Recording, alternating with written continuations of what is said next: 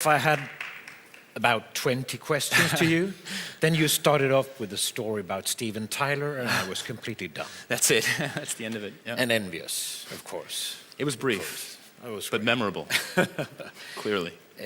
You talked about your musical career as history. Yeah. I thought you were a keyboardist in Puddle Duck. Yes. That's right. I played piano for a band called Puddle Duck. Yeah. Okay. That aspired to play on a stage like this, but never quite made it. Yeah. Let's take all the questions about the team in the discussion afterwards. Okay. Sure. That's better. Yep. If you like to ask Jeff anything right now, we still have There's one right there. microphones available down here. Yep. Go ahead.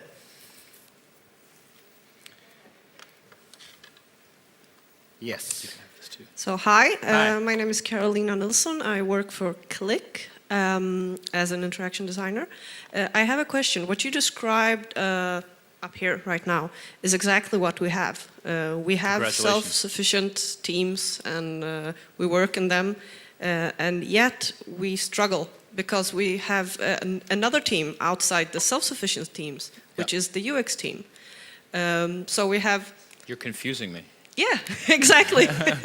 So we have a UX team with designers that are positioned in teams that are self-sufficient, that create parts of the product. Yeah. And we struggle because we don't manage to communicate well within our team because we are positioned in our feature teams or whatever you want to call them. Yeah. So how do you address that? How do you... Well, I mean, it sounds very similar to the situation that I had set up at the Ladders when I first started there, which is where the designers were working in their own discipline and didn't actually belong to a team. The solution to that was to assign designers to a team. There was a designer on every team, or as many teams as we could support. Often there aren't enough designers to go around to support every team, but at the very least, then you prioritize the teams that require the best customer-facing experience, and you put them on the team. Yeah, but that's what we have. But as a UX team, we don't manage to collaborate or coordinate. Oh, between the designers? Yes. I totally misunderstood your question. Sorry. I'm sorry.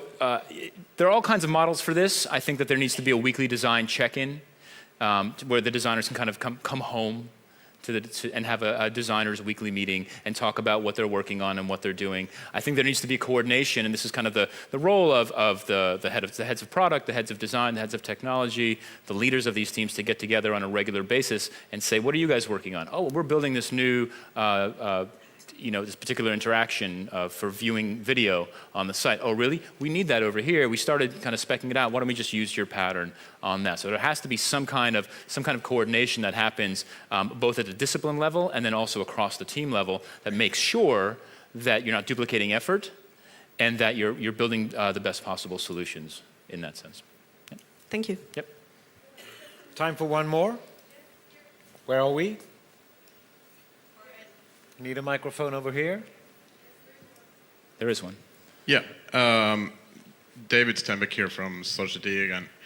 A lot of the perspective that you use seems to be kind of from the model of an ongoing process where you follow the product through a lot of iterations to a goal.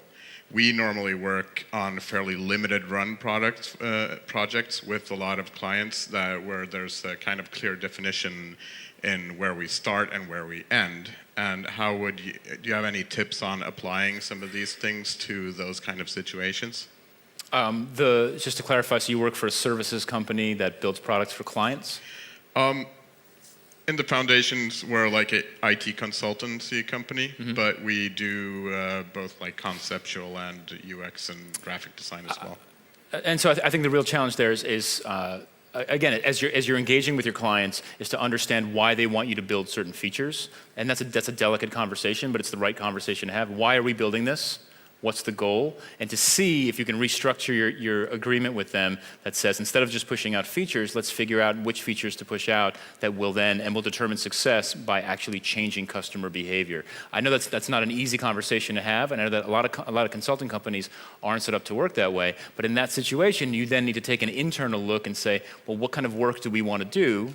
and how do we want to engage with our clients, and do we want to change the way that we work to be more outcome-based? And it's a difficult conversation for consulting companies and agencies. I work in one, and I know that that's hard. And we can talk about the specifics of it at the break. I'm here all day.